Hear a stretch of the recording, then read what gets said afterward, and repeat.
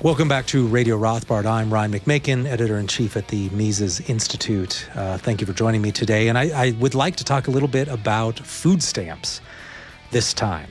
Now, you may have noticed that unless members of Congress intervene to prevent it, the food stamp program, also known as the Supplemental Nutrition Assistance Program, or SNAP, will be suspended beginning November 1. If the federal partial shutdown, quote unquote, ends before then, the program will likely send out the usual billions of dollars to the nation's 41 million recipients on schedule. Needless to say, lobbyists and activists who favor the food stamp program have been working furiously to make sure that the program is not interrupted.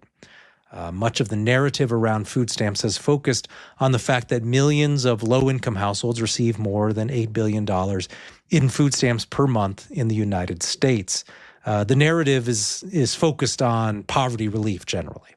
The narrative usually works well, given that total spending on food stamps has risen significantly in recent years, with total inflation-adjusted spending up by nearly 100% since 2008, and up by 6% over the past 12 months. While the media narrative is focused on these low-income recipients, it often ignores the role of corporate and industry lobbyists who work to increase food stamp spending and to ensure the program remains permanent. Groups like farmers, big ag, grocery retailers, beverage companies, and other industry players are very active in lobbying members of Congress to ensure that food stamp dollars keep flowing. This should not surprise us when we consider that food stamps subsidize food and drive up demand for the sort of products manufactured and sold by a variety of food-related industries. Consequently, food stamp programs enjoy support from a well-funded alliance of industry lobbyists who work with anti-poverty pressure groups that ceaselessly push for ever larger amounts of tax dollar funds to be spent on food stamps. Now, before we get into the details of how food stamps subsidize food-related industries, let's look first at the present fiscal situation with food stamps. And according to the Treasury Department's report on federal spending for fiscal year 2025, total spending on food stamps, SNAP, was $106 billion for the 12-month period ending September 30th. So even in our post-COVID age of runaway monetary inflation, $106 billion is still what we used to call real money. It's $1/10 trillion. It's not nothing. So, the spending, by the way, doesn't even include other food subsidy programs like WIC and school lunch programs, and it's certainly separate from other welfare programs. In spite of much talk about how the Trump administration is supposedly defunding these programs, they're really not going anywhere. For the calendar year of 2025, the U.S. is on pace to see an increase of $6 to $7 billion over 2024 SNAP spending total of $99.7 billion. This only continues the longer-term upward trend in food stamp spending. Indeed, since the Great Recession, that is 2008, when total SNAP spending was $52 billion, total spending on the program has doubled, and that's measured in inflation-adjusted dollars. The total number of food stamp recipients has only increased, meanwhile, by 47% over the same period. So recipients hasn't even increased as much as total spending, which means that the per capita spending for recipients has gone up. So in 2008, total SNAP spending per recipient was $1,847. By 2024, overall per recipient spending had increased by 30%, rising to $2,393 roughly. So the overall trend continues upward, although the biggest increases occurred during the first Obama administration. During the Biden years and under Trump's mega spending increases that occurred in 2020.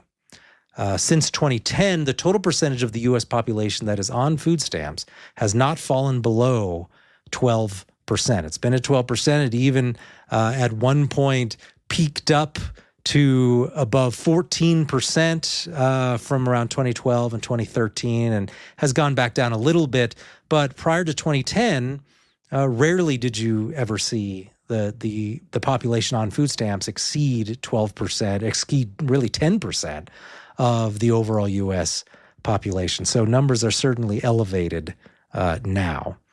Now, food stamp use is hardly uniform nationwide, however. We should note that the total percentage of the population receiving food stamps can vary significantly by state or region, really just, of course, obviously just by neighborhood.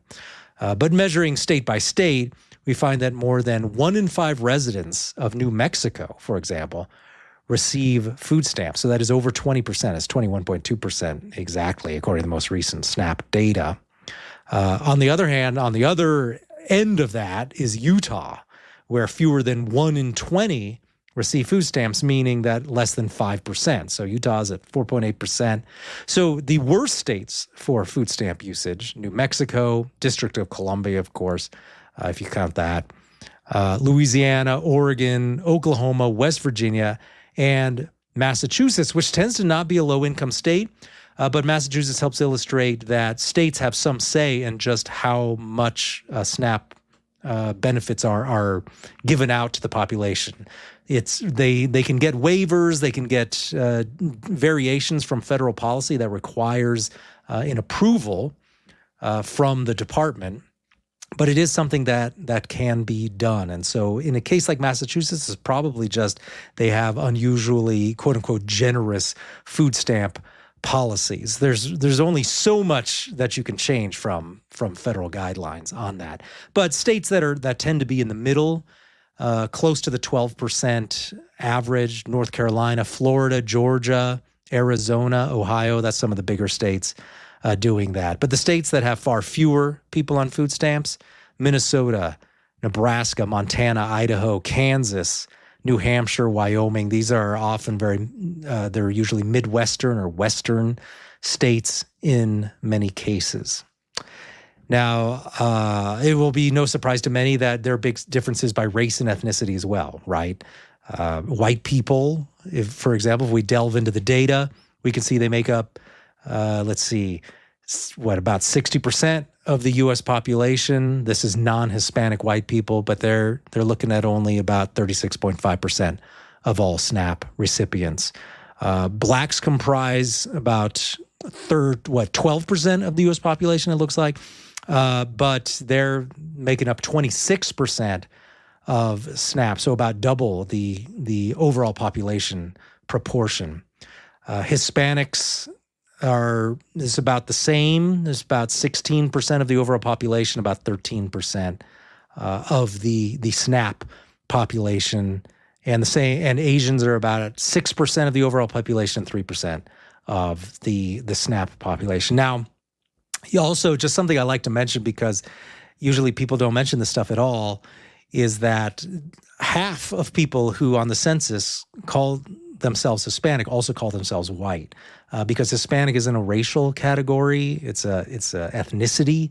So you can check both the box of Hispanic and the box for white, because Hispanic can be any race. You can have Black Hispanics, you could even have Asian Hispanics. It just means you're from Latin America, and you could be it doesn't matter what the racial background is. So if you include the people who call themselves white and are Hispanics, which generally in practice are people who look white, then the white population of the U.S. is really 71%, not this 58% that is usually quoted. So that's 71% of the U.S. population white, and 36% of the SNAP population is included in that as well. So those just some numbers to be aware of, in some differences there from state to state, region to region, and also across different demographic groups. Immigration status can also be a factor here. If we look at the Census Bureau's Survey of Income and Program Participation, the SIPP, we can see that more than a third of immigrant-headed households receive food stamps or some other form of food subsidy, such as WIC. Nearly half of households headed by illegal immigrants receive food stamps. That's from the 2022 SIPP report. The percentage for native-born households, on the other hand, is only 25%. So there's a real difference there as well. But in any case, it's remarkable that 1 in 8 U.S. residents, from whatever their background is, now receive food stamps. And during a period when the official opinion is that the U.S. economy is in excellent shape and in a boom period.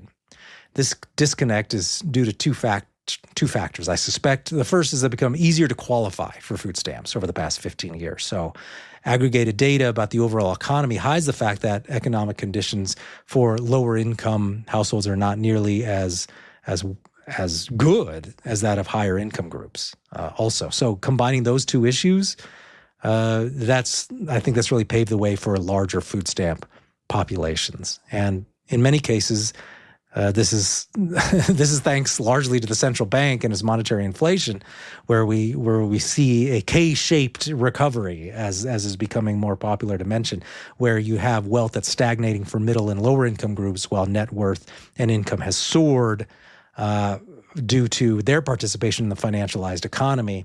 So that creates aggregate numbers that look pretty good, but really for a lot of people, they're more easily qualifying now, even with the expanded ease in qualification. They're seeing that their incomes are going nowhere fast. And so just more people due to that would qualify for SNAP as well. So let's return to the issue of subsidies, though. So to understand why private industry groups are such big fans of food stamps, it is important to recognize how SNAP spending is a wealth transfer from non-SNAP recipients to both SNAP users and to industry groups. So SNAP funds can be used only on food. It's in a sense like an in-kind sort of subsidy. So when taxpayer dollars are converted into SNAP funds, this takes dollars that could have been spent on anything and channels these funds into food-only purchases. So moreover, empirical evidence shows that SNAP recipients do not treat SNAP funds just as part of their cash that's available. They treat it, in the surveys have found that people who use SNAP treat it as a quote-unquote separate mental account. That is, the food is a separate thing that they spend on and doesn't affect what they spend other cash on as much as you might think. So consequently, SNAP spending constitutes extra spending of a sort above and beyond what would have been spent on food without the subsidy. So this leads to rising prices in the food and food services industry because, as one researcher puts it, quote, nutrition programs expand the size of the food and agricultural sector through demand side effects and act to raise agricultural prices, unquote. Other empirical studies have also confirmed that SNAP spending does indeed raise prices and therefore constitutes a wealth transfer to SNAP recipients, but also to food producers and food retailers. Taxpayers and non-SNAP households, of course, are the ones left holding the bag. As a study for the World Bank showed in a June 2022 empirical study on food stamps, the program does indeed benefit SNAP recipients the most, but, quote, increased SNAP benefits also benefit producers at the expense of non-SNAP consumers, unquote. So people who are processing and creating food, they're benefiting at the expense of just people who aren't in the food industry and also don't receive SNAP subsidies. So it is clear that by funneling wealth and spending power into a food-only benefits program, demand for food is artificially inflated, and with rising demand comes rising prices. This functions in a way similar to student loans, which have also led to relentless upward pressure in prices in that sector. So it's easy to see why food-related industry groups would oppose any cuts to the SNAP program. The connection to private industry, however, is nothing new. The food stamp program is now and has always been administered through the Department of Agriculture and not through the usual home of welfare agencies, the Department of Health and Human Services. SNAP is as much a corporate subsidy program as it is a welfare program. Programs similar to the modern food stamp program were founded during the Great Depression to induce low-income households to purchase, quote-unquote, surplus commodities. You might remember stories about the Great Depression. It's talked about in The Grapes of Wrath, for example, where farmers were destroying food, often at the request of the Department of Agriculture. The idea was to drive up prices. There was this obsession with not letting prices get too low. They hated deflation, still do. It's a certain Keynesian thing that they have a problem with. And so they came up with this idea, though, that rather than destroy the food, we'll subsidize, we'll send out these food stamps so people can purchase that food instead, and that will buoy the overall prices. And this will funnel additional dollars to farmers. So again, we see that this concern is for raising prices, and food stamps were explicitly doing that in the early years. But the program was discontinued after the Second World War when you didn't have as much widespread unemployment. But the idea was reintroduced by the Kennedy and Johnson administrations. As with earlier iterations of the program, the new food stamp program, which continues today, was sold in part as a means of subsidizing farmers and other agriculture sectors. I mean, that was part of the way to get support behind the idea. Moreover, the program was pushed as a component of a so-called war on poverty at that time. Now, ever since, the food stamp program has enjoyed support from special interests and pressure groups that advocate for more federal spending on both low-income households and on food-related industries. In a 2019 article for the MIT Press Reader, Andrew Fisher writes, quote, "Throughout the 1960s and until recent times, food stamps have enjoyed strong support from the agriculture industry. As retailers and processors displaced farmers in capturing an ever greater share of the food dollar, their importance as stakeholders for the program grew. In the 2018 Farm Bill, banks, refrigeration equipment manufacturers, and even the U.S. Chamber of Commerce joined food retailers, beverage companies, and manufacturers as key stakeholders in the SNAP program. These players have evolved into much more important participants in the program than farm groups, as evidenced by the amount of money they spend on lobbying."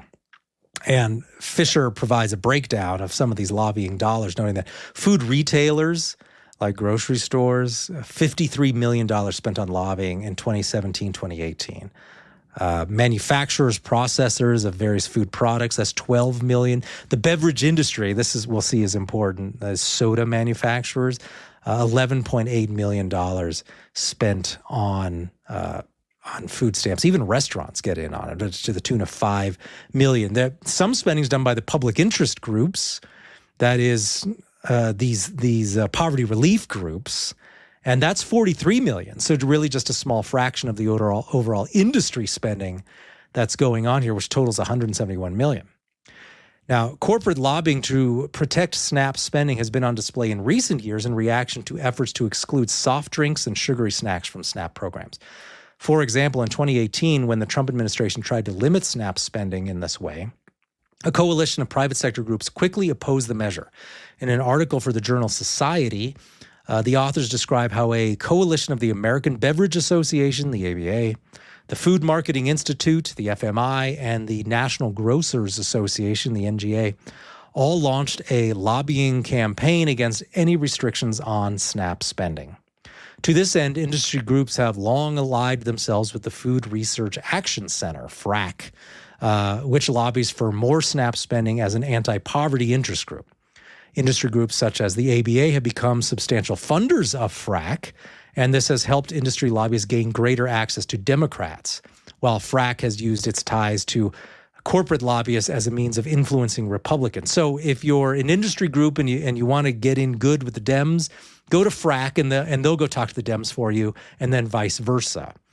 So it's a bipartisan program, as one researcher put it. When seeking to influence Congress on SNAP, the beverage industry works through Democrats as well as Republicans, particularly those representing minority districts, unquote.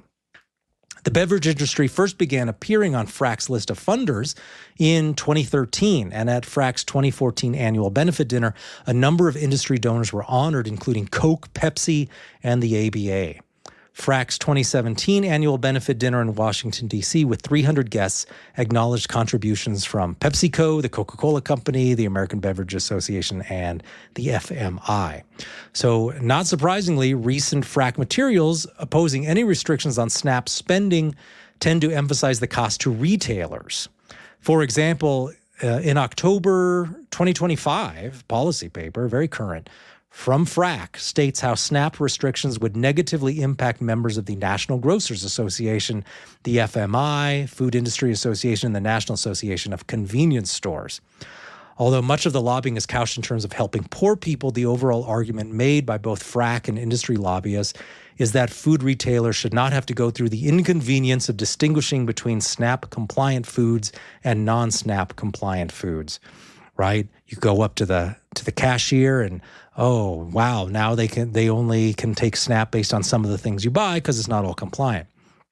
Now, what FRAC and the food lobbyists don't mention, of course, is that merchants who participate in SNAP already have to do this. Grocery stores already carry a wide variety of products that are not SNAP compliant, including prepared foods, hot food that's served fresh, and non-food items such as flour arrangements and auto parts. So clearly the real purpose of the frac food industry position here is simply to maximize the number of goods that are eligible for SNAP, and thus to increase spending on goods provided by food producers and retailers.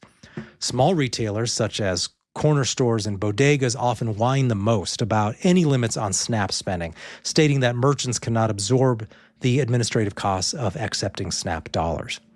Rarely mentioned, of course, is that participation in SNAP is not mandatory. Small retailers, and indeed large retailers too, could simply choose to not participate in SNAP programs and avoid all the hassle of excluding soft drinks and sugary snacks from the purchases of real food. In truth, of course, these retailers want access to the artificially inflated spending levels that come with the food stamp subsidy. This is why retailers so prominently advertise that they accept food stamps. You'll often see these signs on doors at corner stores and grocery stores. We accept EBT, right? We accept the food stamps. They want to get their hands on that sweet, sweet taxpayer money. And so they want to make sure that food stamp users know they can shop there. Now, the motivations of the beverage industry are even more transparent than this. We already know that soft drinks are among the most popular purchases among SNAP recipients. They're popular among the general population too, but even more popular by a little bit among SNAP users. And so without that SNAP subsidy, though, spending on soft drinks would likely fall substantially, and with it, soft drink prices. So, of course, the beverage manufacturers don't want that to happen. So taxpayers then pay twice in this scenario. They pay the taxes to subsidize food producers, and then the taxpayers also pay higher prices at the grocery store. Consequently, the SNAP program is a way for PepsiCo and the Coca-Cola Company, as well as countless other food industry players, to legally rip off the American taxpayer. So it's not just low-income groups that are pushing this. Most of the lobbying money, it seems, is coming from industry players who want to keep food subsidies rolling in. So any proposals for restricting food stamps or cutting spending in the SNAP program is going to face plenty of resistance from lobbyists looking for more corporate welfare. So thank you for listening to this time on Radio Rothbard. We'll be back next week with more, so we'll see you then.